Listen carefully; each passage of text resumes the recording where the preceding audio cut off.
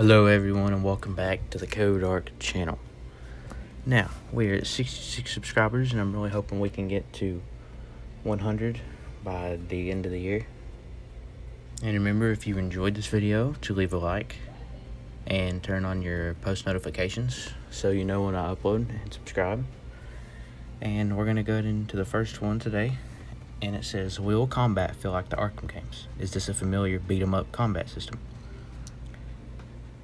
We have gone through and iterated on control schemes quite a bit over the course of the whole project, but it'll be comfortable to people who are familiar with the third-person brawler type experiences. The way you're accessing some of your special moves and things like that can vary, I'm sure, but in terms of having both attack and defensive choices, having a range of combo choices, having a variation in strike types and attack types, being able to combo in your range attacks as well as your melee attacks, all of that is there. And I think we will be comfortable for people who have played modern, contemporary third-person action-adventure style brawlers.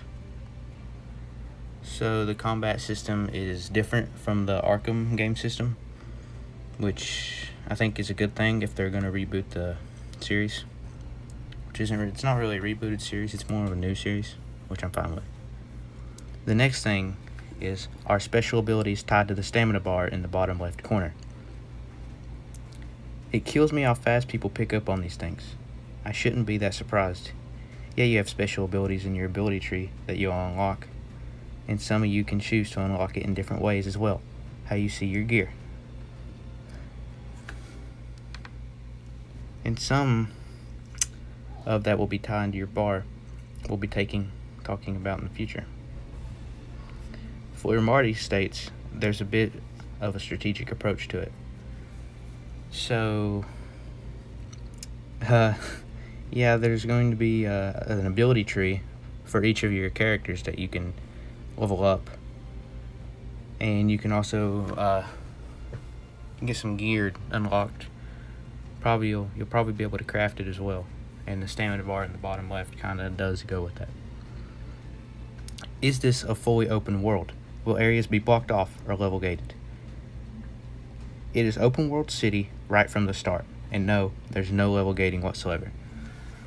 So any of you that's played a certain game and you couldn't go deep into the map, if you guys have played Red Dead Redemption 2 and you try to go to Blackwater before it's time for you to go to Blackwater, the game will not let you go there. But in this game, you will be able to go wherever, whenever, throughout the whole game. So the whole game is open world no matter what time you start. What do enemy levels mean to the player then? It is true that as you are getting more powerful in your progression, you're going to see a sliding scale in terms of not just the level of the enemies, but even some of the types of enemies that you're going to be coming up against. But it's not a grind, it's not a situation where you'll say, oh god, I have to go grind this type of mission in order to level up, and this, I can get this. So it's not, you don't have to be a high level to do a certain mission. Now I'm sure some missions can be more difficult than others if your character is a lower level and you have lower gear, but it's not a big deal. And a continuation of that question, it's really that when you encounter open world crime activities and other activities that involve the AI, you're going to see a range, right? You might see guys that are a little bit weaker than you and guys that are a little bit stronger than you. And how you approach each of these situations, it presents you with some of the choices that you're going to have to make. Is this a situation where I'm going to maybe swap out of a piece of equipment because I think I'm going to handle it better that way? Do I want to take a more stealthy approach? All those are options that are available to the player, and the level of your enemy is just one factor in deciding that. So it's not really a big deal what level you are, what gear you have when you face any type of enemy or in any mission. The next question states, how different can the Knights become? Will my Red Hood be different to someone else's Red Hood?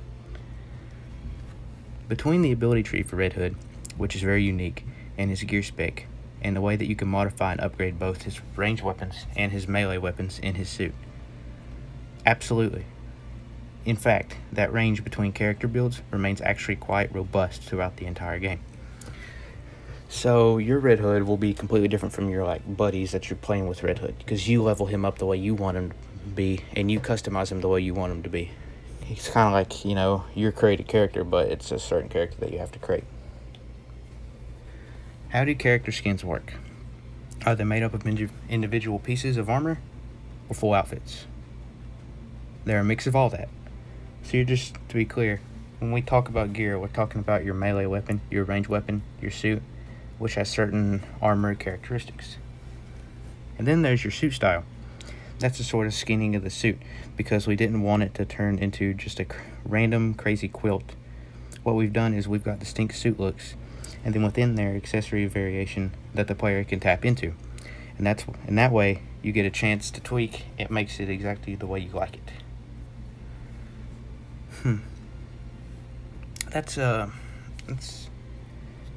actually pretty good, because you can have certain armor characteristics to your certain, pieces of armor, and your ranged weapons will be your ranged weapons that you level up to yours. It's the same way with the melee weapon, and your suit style is the same way. What does co-op offer above single player? Can two players play co-op with the exact same character? Now what he's asking here is, can I play Red Hood and my buddy play Red Hood in the same session?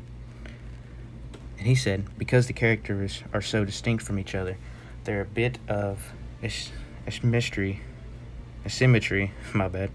a bit of the complementary skill set and ability set that actually makes teaming up kind of awesome. If you happen to have different characters. Now, if you happen to have two Batgirls, you can also do that. Obviously, the potential of having two different Batgirl builds and how they look different and play different is really cool too. So yeah, if your buddy has Batgirl, like he's saying, and you want to play Batgirl at the same time, it's gonna work, because like I said with everything else, it is your character with your abilities that you've leveled him up with and his gear, not your buddy's, because it's yours. Now, if I'm playing with my buddy, I'm going to want to use a different character, because I like to have that immersed feel. So if my buddy's rocking Red Hood, I'm going to be rocking Robin or Nightwing, possibly Batgirl too. Is this a game as service?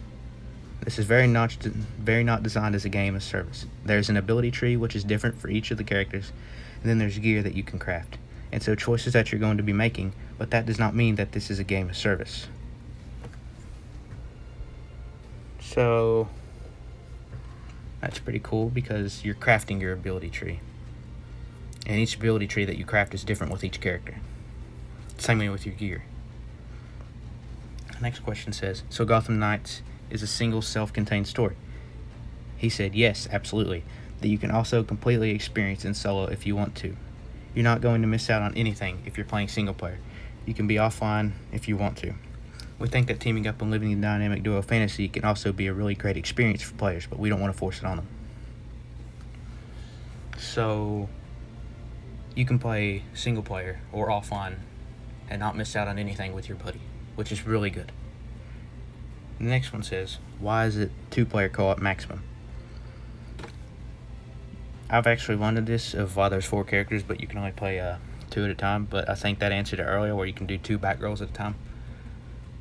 So like if you don't want to have like 4 Nightwings in one game whooping up on a Mr. Freeze, kind of just making it different. So you can have 4-player brawler experiences, but I think the more way you're trying to lean into that, the more way you end up having to create environments that only really work for that. And if you look up at the fantasy of Batman, at the Batman family, and when these heroes get together, it is often weirdly kind of a drop into drop out scenario. They'll be rolling their solo crime fighting efforts, and they'll cross paths. It'll turn out they're after the same guy.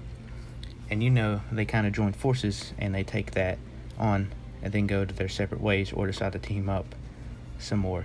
That's also possible in the current dynamic. Focusing more on that idea of the immediate team up of 2 allowed us to say, okay, we can build a world that works perfectly well for either solo play or pairing off. So I guess it's a certain way of what I said earlier, of not really being able to have that 4-player experience because of how different the game would be compared to having 2 players, and how in the comics or shows you would have them like team up for like a mission and then go their separate ways. So it's kind of just like you're only teaming up when you need to, so it's not a big deal if you and all 4 of your buddies can play it. The next question says, can I play as one knight all the way through? Yep, you could go back to the Belfry and say, oh well, I've just unlocked the next major piece of the mystery and I need to go deal with this thing. And you can decide that this is the perfect opportunity for me to swap out and play somebody else, so we'll allow you to dip into that, in and out of those characters. But we know that most players will typically gravitate towards that one hero that really reflects their style. But I think it's possible for people to kind of sit there and incrementally play everybody if they want. So it's kind of like when you say you're playing Call of Duty and you have a certain loadout that you always use over every other loadout. It's kind of saying that if you want to use another loadout, you can, but you're more likely going to be using just that one loadout. So if you're using Robin and you like playing as Robin and you're not so big on playing as Red Hood or Nightwing or Batgirl, you don't have to, but you can if you want to. The gameplay trailer mentions that the players halfway through the Mr. Freeze storyline, are there multiple villain quest lines to follow at one time. That's probably more details that we're supposed to do at this stage, but yeah, that's a clue that we put in there. Yeah, you got it right. So there'll be more storylines, probably, than just the Mr. Freeze one. What's the time scale of the game? Is there a day and night cycle? It's actually over many nights. So yes, we do kind of have a day and night cycle, but the daytime is when you spend your time in the Belfry. Now I'm going to stop here in the middle of that and say that the Belfry is kind of like your HQ, your headquarters that you always go back to. The Belfry is super central to our game because it's your base of operations. You get to go back there, analyze all the clues that you've picked up during your previous night, and have a little chat with Alfred, craft your gear, and really prepare yourself for the next night of crime fighting. So yes, daytime in the Belfry, and then at nighttime you're roaming the streets fighting criminals and unraveling the mystery. So I guess if you're kind of in a co-op state, that you'll both have to be in the Belfry at the same time for it to turn day, because you can't really fight crime in day, because let's be honest, Batman and the Bat family never do that, which is fine, because fighting crime at night is more immersive. Even though that fighting crime in day would be fun, it would be a little unimmersive and a little weird because you're using Batman and not another superhero that really fights during the day like Superman. Will the Knights be out of their disguises in the Belfry? You kind of got a hint of that in our trailer, actually. It was important to use the Belfry. I mean, obviously it has a huge role to play in how the player manages their characters and their progression and all that, but it also has a narrative space. It's a place where the characters are allowed to be seen and have facial expressions and talk to each other. So it serves as a dual purpose, and it's a really effective way of using that space. So yeah, you'll be out of your disguises there. And I don't know if you'll really be able to customize your outfit in there, like just an off outfit when you're not in your regular gear and costume. But you'll be able to talk to your friends there and your fellow Xbox or PlayStation players. Was this always a non-Arkham game? Yes, 100%. That was something we arrived at early on. We want this to be the start of something, not just a continuation of the prolonging of something. It was always intended as a new franchise set within DC's Batman universe. Obviously, once we have that as not a blank slate, but a clear possibility space, then we started arriving at some of these other ideas that allowed us to kind of move in a very different direction. And take the step of killing Batman. Is Gotham Knights story based on existing comics? Honestly, we could probably publish a reading list and post it to our website, and it would be an excellent way for the people to get themselves more fully immersed into it. To be clear, it's an original story. It's very much our interpretation of several aspects of the Batman lore and the Gotham City history, and we kind of synthesize them in a way that holds together as a very much unified storyline. So it's not really based on existing comics, but I'm sure they took inspiration from it. Could more stories be told in the Gotham Knights universe then? Yes, but I won't say more than that. Gotham Knights is all about growth. There's room for growth. So it's kind of like starting its own universe of video games, which is pretty cool. Kind of like how Call of Duty has Black Ops, Modern Warfare, and all these different games that are set in the same universe, but it's different. It's different games of the same story. Now, that's all that was in the IGN article, and I'm glad to know more about the new Gotham Knights game coming out. Now, tomorrow, I'm going to be doing a video telling you about who are the Gotham Knights and the character bio of each one of them, because I already did a history of the Gotham Knights. You should go watch that. Go watch my other Gotham Knights videos or just any of my other videos. But we're like 44 subscribers away from hitting 100, and I would really like to hit 100 by the end of the year. So if you're watching this and you like this and you want more of this, leave a like and subscribe so I know that you want more of this, and turn on your post notification bell. Now, this has been Codark. My past video will be popped up here on the screen, as well as my channel for you to be able to subscribe easier. And I'll see you guys in the next video.